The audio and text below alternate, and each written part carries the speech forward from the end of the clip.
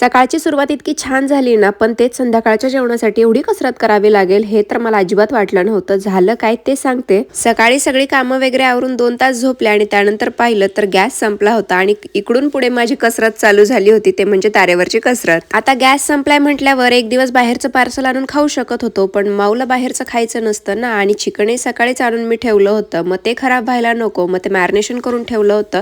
मग इकडे मस्त भट्टी पेटवून घेतली आणि सगळ्यात आधी तर माऊसाठी इकडे आळणी पाणी करायला ठेवलं आणि इकडे भट्टीने सुद्धा खूप चांगला असा ताव धरला होता, त्यामुळे आळणी पाणी पटकन झालं. त्यानंतर मग आळणी पाणी इकडे माऊला घेतलं, मला घेतलं आणि त्यानंतर मग भाजी करायला घेतली. भाजी झाल्यानंतर ना पटपट पटपट घरातली सगळी कामं आवरून घेतली आणि त्यानंतर फायनल लास्टमध्ये ठेवलं होतं भाकरी करण्यासाठी. आणि गरमागरम चिकनच्या भाजीसोबत ना बाजरीची भाकरी खायला खूप जास्त छान वाटते आणि या थंडीच्या दिवसात ना बाजरी आम्ही खूप जास्त खातो आणि बाजरी ना आपल्या शरीरासाठी तितकीच छान असते. माझ्या लुकवरती थोडासा चेंज वाटत असेल, कारण मधल्या काही काळामध्ये माझी तब्येतही ठीक नव्हती, त्यामुळे व्हिडिओ पोस्ट करता आले नाही.